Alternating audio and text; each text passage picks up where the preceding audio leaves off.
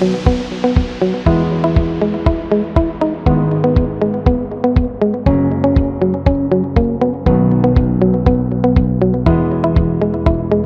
everyone, my name is Dinesh Poor and I'm here with Mohammed Sabsabi. We are Rapid AI4Learning co-founders and we are lucky enough to have Eric Stano with us from Magic EdTech, the Vice President Consulting, Curriculum and Product Strategy. Welcome, Eric. Thank you for joining us on this podcast. No worries at all. It's good to be here. It's good to see you, gentlemen, and happy early morning and late evening where you are. Yeah, we were both in our pajamas for different reasons. All right, we're gonna get this pajama party started. Let's get the party started. Yeah, sure. So we have some questions we wanted to fire away at you, Eric. So I'm happy to get started, but we're really curious to know a couple of things, in particular about EdTech platforms, which we think you can help us with. And the first question that I have for you is, how can EdTech platforms help users avoid the so-called tool fatigue while staying current with innovations? You able to help us with that? Tool fatigue, I mean, there's a lot of tools out there. How do we know which ones are the best? How could EdTech platforms help with that piece of the conversation? Right. Well, I think that the introduction of AI is certainly going to help with some of that tool fatigue. The fusion of AI really personalizes and eases the experience of any platforms out there. I found in the cases of AR and VR, which have their own significant challenges relative to implementation. That the inclusion of AI, which is so personalized and so intuitive, I think that as various companies begin to onboard AI and integrate that with their platforms, I think that's, while it's not a panacea, certainly I think that helps with the tool fatigue. Obviously there's always going to be the research that folks need to do to make sure that various platforms are fit for purpose for whatever needs they're seeking to fill. But I think that AI in this current day, again, is really sort of the tip of the spear for alleviating some of the fatigue that I think we've all experienced over the years. And that's more around, Eric, I guess, a user perspective. But what about from a vendor perspective? For example, at Magic EdTech, what is it that you do that helps you to differentiate yourself from other AI-related EdTech providers? Well, in terms of distinguishing ourselves from other AI providers, I think there's a few things that we do. I'll speak for a moment from my vantage point, because we offer a lot of AI services, and in my role, a lot of what I do is content generation, to use the current framing of that. But in the olden days, all of 3 years ago, my role and my team's role was simply to help EdTech companies, educational publishers, other purveyors of content actually develop that content. And the way we distinguish ourselves here is my team used to consist of subject matter experts and writers and domain experts who would generate that content. Here at Magic, we have not only in my team now, we not only include those writers, those subject matter experts, etc. I also include engineers on my team, AI architects, who, when we interface with a potential partner, and we are taking in their requirements. It used to be that the subject matter experts and I would take in those requirements. We want to develop content that is fit for purpose for these students in this domain at this grade level with these particular challenges. And here's the value proposition of the content we want to develop. It used to be content experts who would take in those requirements. Now it is both subject matter experts and architects. And we have created here at Magic a dialectic between those two. So the AI architects are not only understanding what the students are going to need by way of content, and then they can begin to select the models, develop a pipeline, train those models, and then they collaborate very closely with the subject matter experts who can validate the initial generation of those drafts. And that collaboration, that dialectic continues, and it's a traditional sort of recursive editorial process, iterating early bits of content to make sure that you're sticking the landing with the nature of the content you want to create. But then once that model, that exemplar is achieved, validated by the subject matter expert, that is when you can achieve real scale. And our value proposition is both in the existence of that dialectic and the firm commitment to ensuring that it's there. But then it also goes to the scale we're able to achieve, and ultimately and importantly, the quality we're able to achieve at scale. The quality comes in because the subject matter experts, who used to have to be and always will be the stewards of that quality, they actually have a better shot at achieving said quality because they are not struggling with the tyranny of the blank page. They can step back, see the content that is coming from the exemplar that they helped create, and their role becomes that of an editor, and they're able to apply with more bandwidth, greater ferocity to the editing process. So ultimately what happens by virtue of, again, the dialectic that we're very committed to, and a team of AI architects who are very talented at developing code and finding the right models, et cetera, where our value proposition comes in is being able to achieve superior quality than even in the past, but at scale as well. So our clients enjoy that quality, but also are able to go to market more quickly, et cetera. So Eric, without giving away your, I guess, business IP away, that's a very sort of a comprehensive cross-functional team.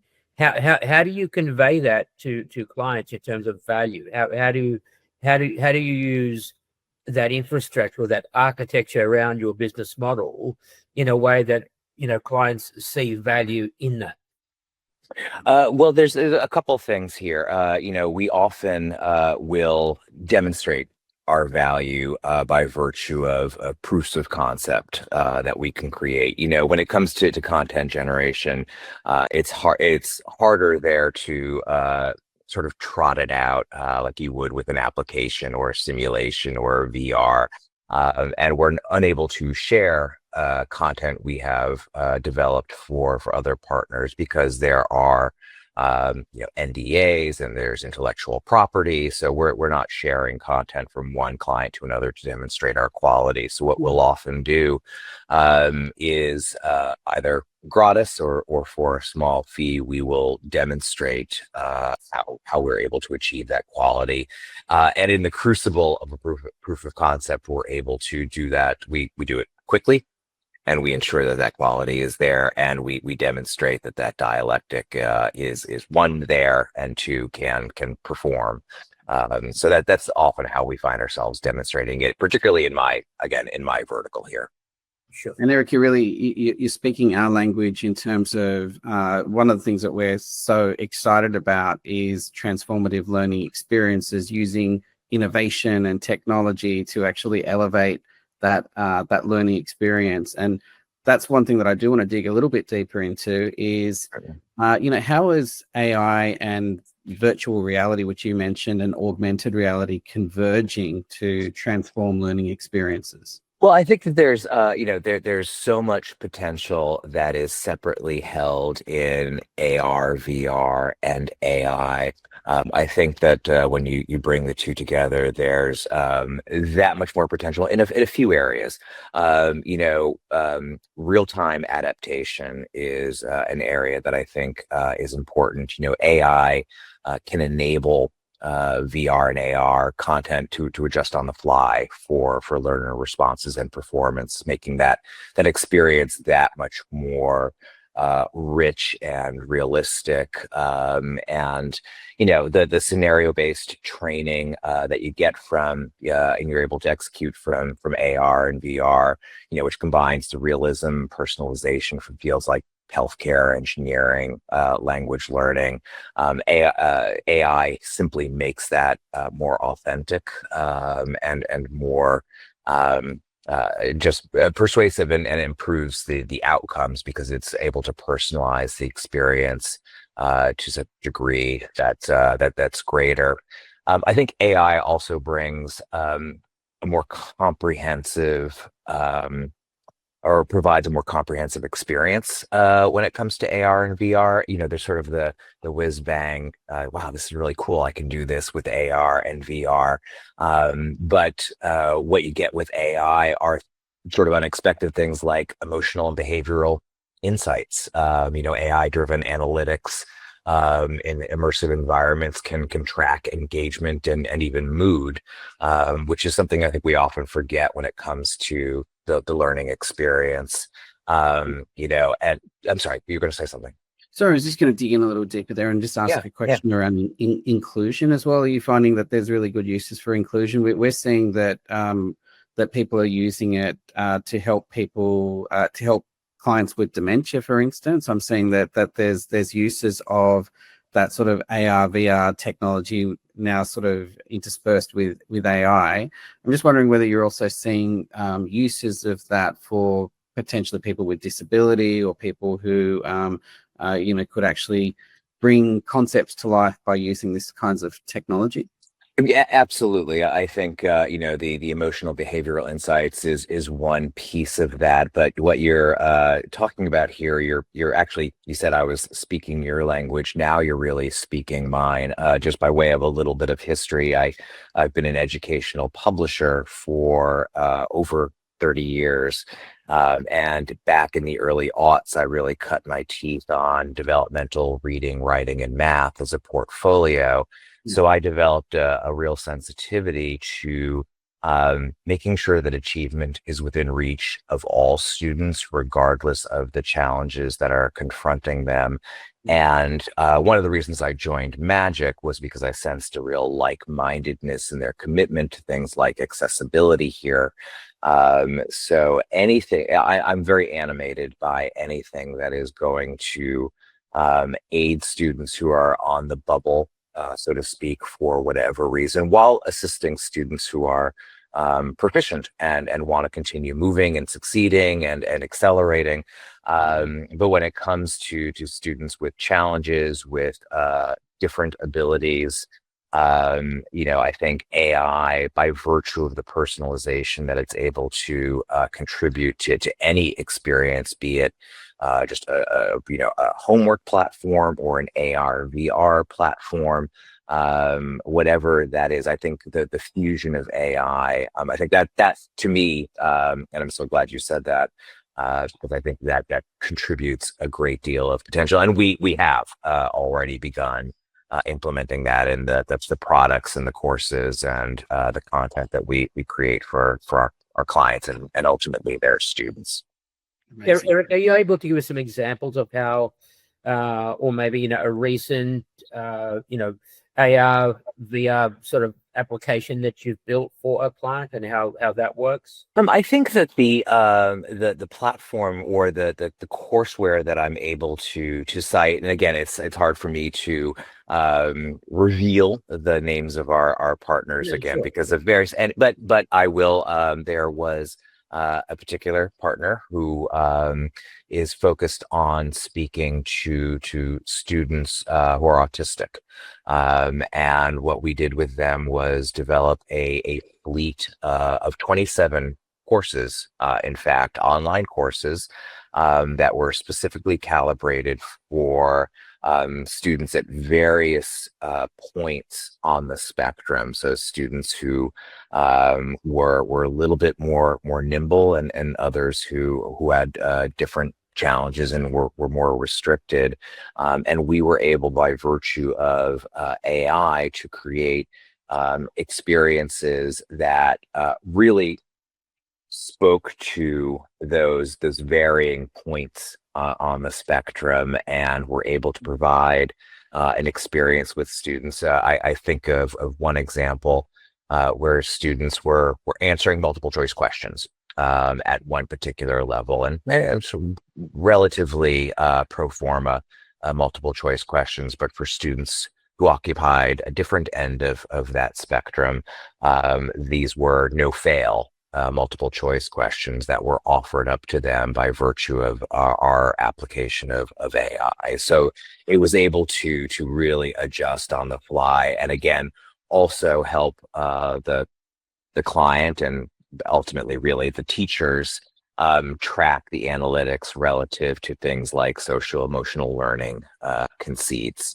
So that was an example where AI one also not only helped us develop these 27 courses in the space of about 6 months, and these were STEM to Stern, ELA 1, 2, 3, Algebra 1 and 2, World History, Chemistry, really, really big lifts in a traditional environment.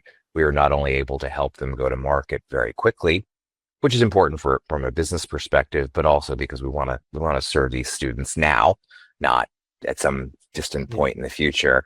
And we were able to really create an experience that enabled these students who are, experience the same general, levels of preparedness, and some are good at things, some aren't. I was able to speak to that variability, but also speak very specifically to the fact that they're autistic and they had those particular challenges. Did you get a chance, Eric, at some point to get a sense of what that technology meant to the end users, in this case the students obviously, but also the educators involved?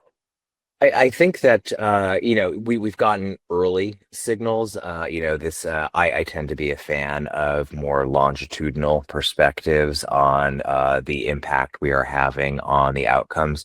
Certainly, the reception is great. When it comes to personalization, the outcomes, we'll determine that over time. But I think the early signs of that the outcomes are improving because we're both meeting the students where they are, but are able to accelerate, if they're showing proficiency. And certainly with teachers, they very much appreciate the analytics that they're able to act on in that setting as well. So with personalization, there's always a little bit of a tension between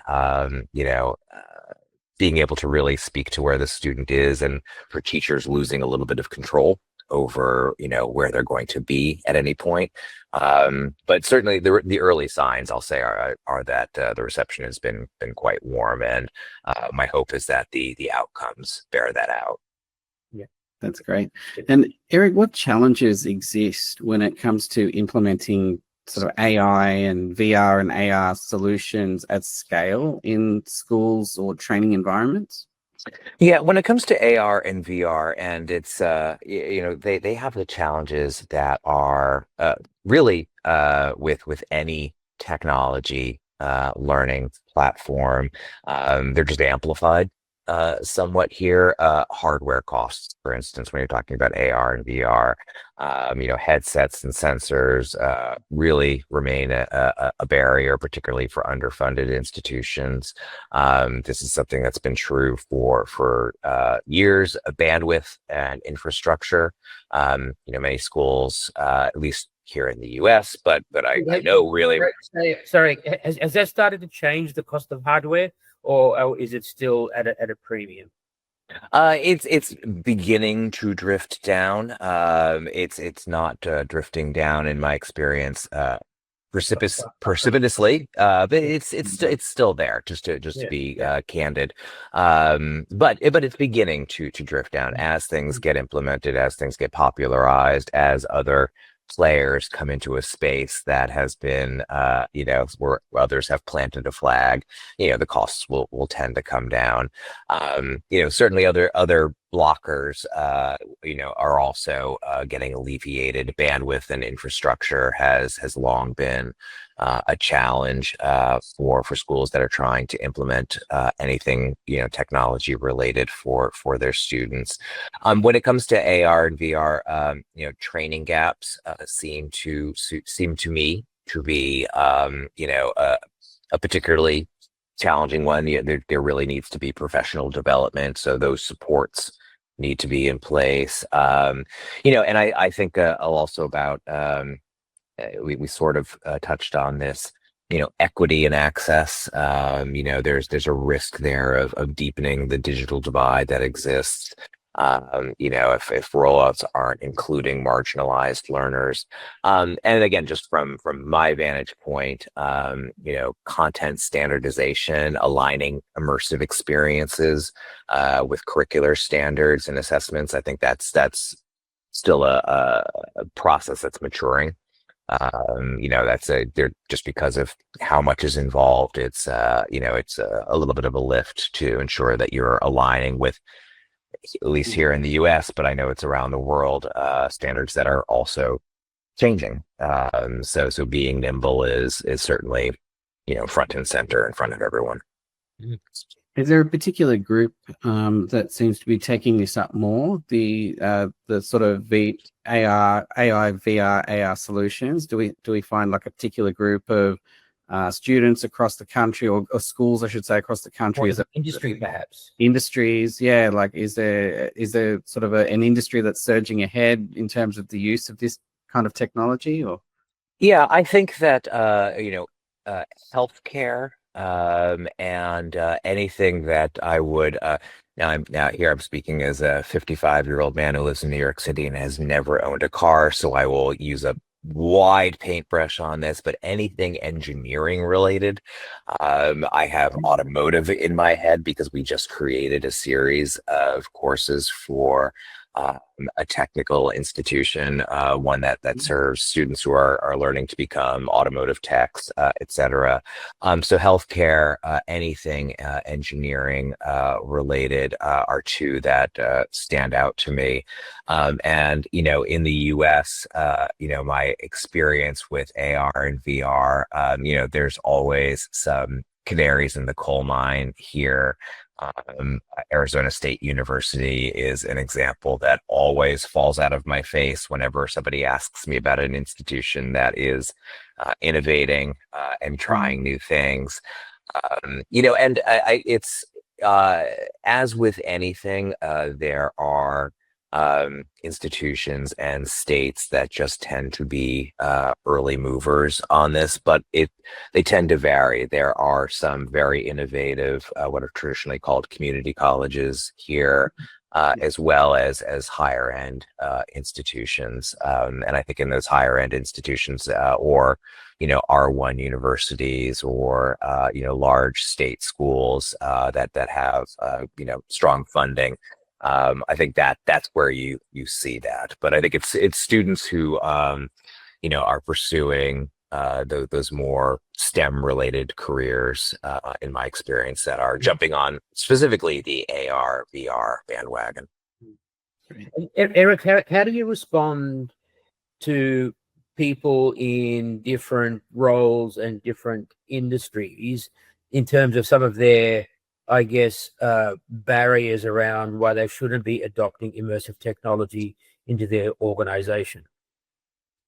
When I talk about any sort of modality, what I tend to talk about ultimately, and this might sound simplistic, but I tend to talk about the outcomes that can be achieved. What are the challenges that you are facing? So, for instance, let's use the thing I'm deeply unqualified to talk about, the automotive particular example. For in that venue, students are required to do a lot of practice. They to do the job that they are training for, they need to be in a lab or a garage or somewhere where they can actually have hands-on training. That needs to happen for them, for individuals at scale. That needs to be constant in order for them to become proficient. There are also safety considerations, and one is not always able to attend to those in a live setting. So I use examples like that to throw into sharp relief, particularly something like AR and VR, where it's simulating the experience, it's providing students with the practice, it's doing it in an environment that is safe for them to engage in that practice. So again, what I will tend to talk about are the unique challenges to that particular domain or group of students, and focus those who are perhaps unmoored by the idea, give them a real glimpse at the potential of achieving better outcomes. That's why they do what they do. That's what we're all in this business for, is to help students have the greatest amount of success possible. So that's where I tend to focus at anybody. I do that with AR and VR, but I've done that for my entire career when it comes to technology solutions. Yeah. And, I get that question a lot when people find out what I do for work. One of the most common questions is, which AI tools should I be using? And I say, I don't know. What are you trying to achieve? What are the outcomes that you're looking for? What are the challenges you're having in your day-to-day work or your business? And then we can talk about the tools a bit later. But it's that, still that traditional age-old approach of finding out what behavior, what outcome are you looking to change or to implement before we can work out how we can make that happen, right?